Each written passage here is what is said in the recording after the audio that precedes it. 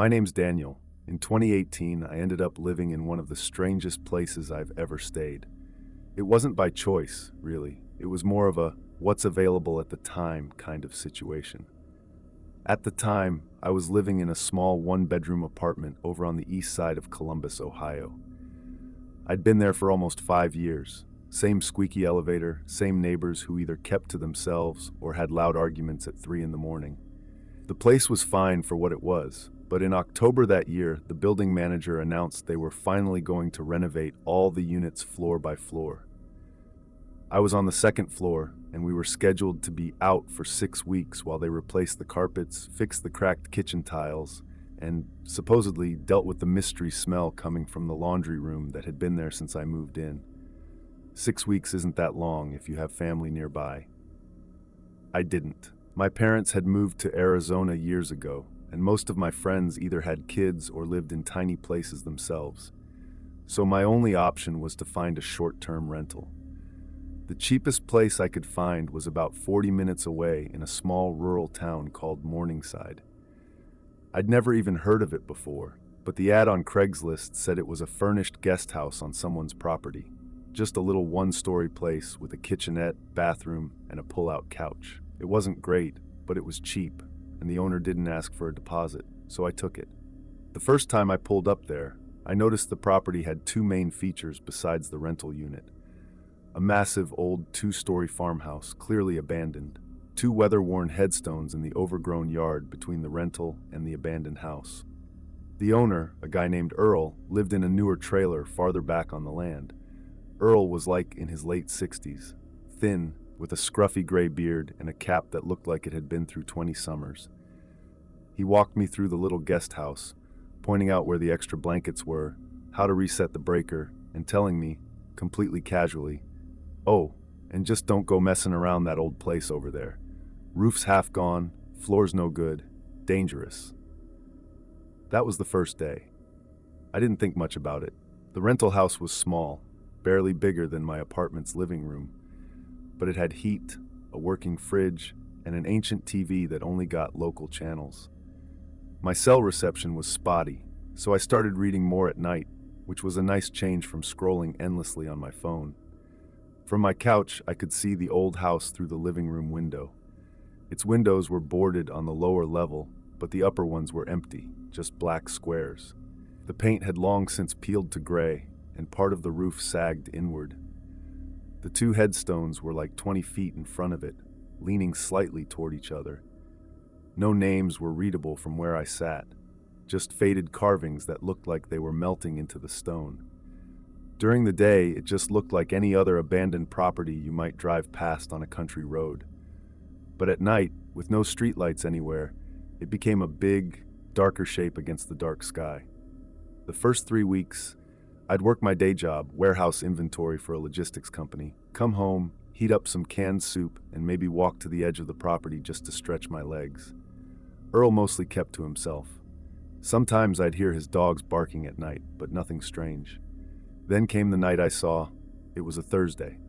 I'd worked overtime and gotten home around 9:30 p.m. I microwaved a leftover slice of pizza and sat down on the couch, watching some low-budget crime show on Channel 6. Out of habit, I glanced toward the window. There was a woman walking, no drifting, across the yard toward the old house. It was hard to tell details from where I was, but her movements were off. Like each step was slow, but her head never moved with the motion, just fixed forward. She was wearing something pale, maybe white or light gray. My first thought was that it was someone from town doing something weird. Teenagers breaking in for a dare, maybe. But she didn't have a flashlight. No phone out. I leaned closer to the window and realized she wasn't walking around the headstones. She walked straight between them, toward the house's front porch. Then she disappeared into the darkness of the doorway. I stood there, just staring at the black square where she'd gone in. Eventually, I just shut the curtain.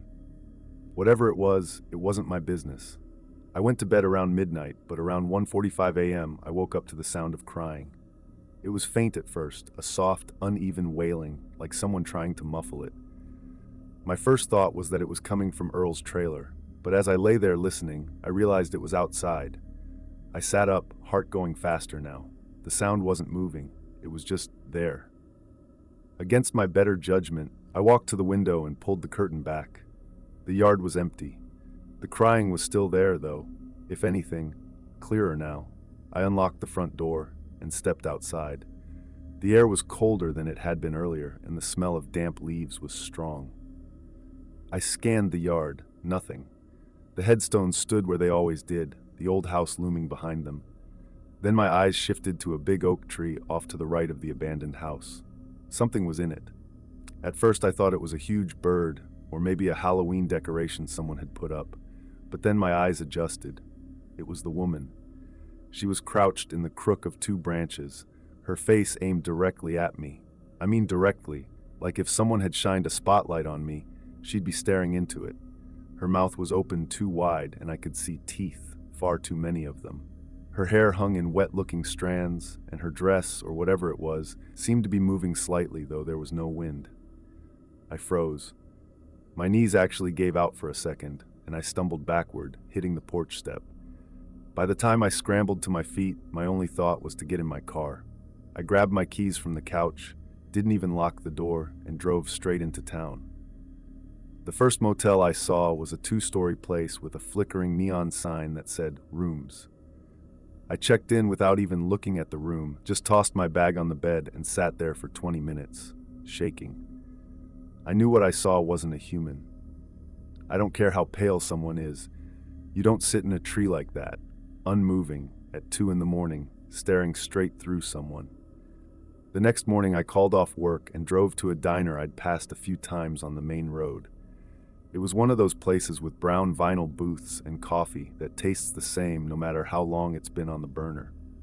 I started making casual conversation with the waitress, a woman like in her late 50s with bleached hair and a raspy voice from years of smoking. I mentioned I was staying in a rental on the old Miller property, without saying what I'd seen, and she immediately made a face. "You're near that old place with the stones out front, aren't you?" she asked. "Yeah. You know anything about it?" She poured me more coffee before answering. "Bad history. Real bad. Folks around here say it used to belong to a couple in the 1930s. They didn't have kids, but one night the husband just lost it. Nobody knows why. Neighbors found them both dead, her buried in the yard, him hanging from that oak tree." I didn't say anything for a moment, just stirred sugar into my coffee. "They say she still walks at night, looking for him. Sometimes she cries, sometimes she just stares." My stomach felt cold. When I asked if she'd ever seen anything herself, she shook her head. "Nope. Don't go near it after dark. No one does. Even Earl, he won't walk past there at night, not after what happened to his cousin." I wanted to ask what happened to the cousin, but another customer came in and she went to take their order. I didn't go back to the rental that day. I drove back to Columbus and stayed with a coworker for a night, just crashing on his couch. But I still had clothes and most of my stuff at that guest house, so the following afternoon I drove back.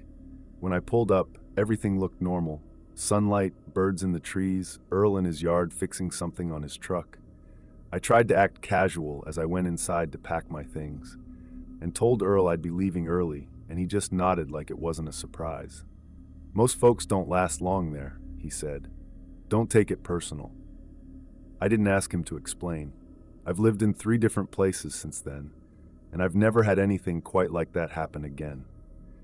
But anytime I'm driving and I see an abandoned house in the distance, I look away before my eyes get anywhere near the windows. Some things you only need to see once.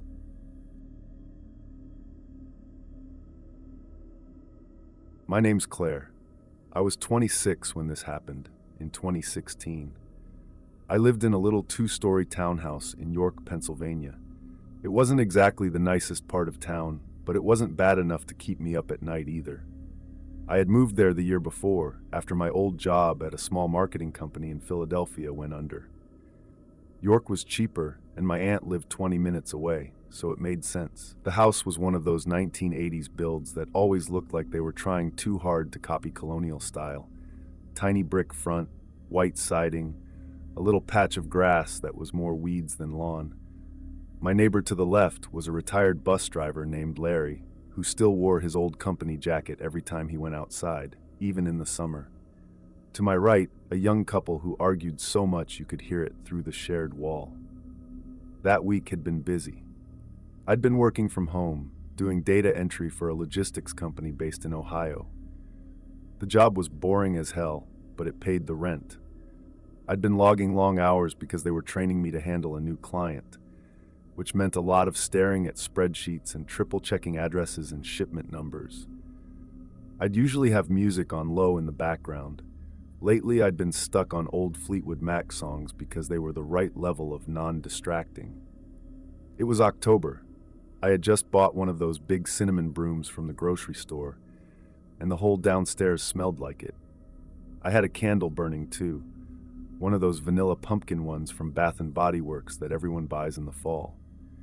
The combination was so strong it was almost too much, but it covered the faint mildew smell I'd been fighting since the summer humidity. Around 8:40 p.m., I heard a knock at the front door. Not the heavy pounding you get from delivery drivers in a rush, but just 3 knocks, firm, spaced out. When I opened the door, there was a man standing on my small cement porch. Late 30s, average build, faded jeans, a plain black hoodie, work boots, clean-shaven, hair a little too long over his ears. He didn't smile, didn't look nervous, just sort of neutral. "Hey," he said, his voice low but not unfriendly. "Do you know where Pine Road is?" I shook my head. "No, sorry. I've lived here about a year. I'm not super familiar with all the streets." He squinted a little, like he didn't believe me. "It's supposed to be around here somewhere." "I can check on my phone," I started, but before I could pull it out of my hoodie pocket, he said, "Nah, that's all right," and stepped back. "Okay, well, good luck," I said. He gave a quick nod and walked off toward the street. No car parked anywhere nearby, just him disappearing into the dark between the street lamps. I closed the door, locked it, and went back to my laptop. I didn't think much about it.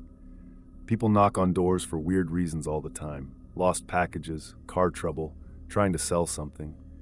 By the time I finished my work for the night, it was close to 12:15 a.m. I remember because I had just submitted my final report through the company's secure portal and texted my coworker Melanie about how my back was killing me from sitting all day. I shut my laptop, stretched, and decided to grab a snack before bed. When I came down the downstairs was dark except for the little orange glow from the candle I'd left burning on the coffee table. I walked into the kitchen, barefoot on the cold tile. I was halfway to the fridge when I saw something in the corner of my eye, through the sliding glass door that led to my tiny fenced backyard. There was a man standing inside my living room. It took my brain a second to process it. He was only a few feet from the bottom of the stairs between me and the front door. He wasn't wearing a shirt. His skin looked pale, paler than pale, almost ghost white. But as soon as I looked closer, I realized it wasn't his skin. His entire face was covered in thick white makeup, the kind you'd see on a mime or stage actor. His chest was bare, thin but wiry, with a dusting of hair. His jeans were worn and baggy, and tucked into his waistband was a long kitchen knife. And he was walking toward me with his arms out, like he was about to hug me. I didn't scream. I just spun around and ran through the kitchen, shoving open the back door so hard it rattled the glass. My feet hit the cold concrete of the patio, and I bolted for the back gate. The latch stuck for a second. My hands were shaking so bad I could barely work it, but then it gave, and I stumbled into the narrow alley behind the row of houses. I ran barefoot down the pavement, my heart pounding so hard I could taste metal in my mouth. I didn't have my phone. It was upstairs on my desk. I cut across to the next street and banged on the first lit porch I saw. An older woman in a pink robe opened the door a crack, her little dog barking like crazy at my feet. "Please, can I use your phone? There's a man in my house." She didn't even ask questions. She shoved the dog back with her leg, handed me her cordless phone, and stood behind me while I called 911. My voice shook so bad I had to repeat my address twice. The police arrived. The man was gone. No signs of forced entry on the front door. The sliding back door lock looked fine too. I don't even know what the hell happened.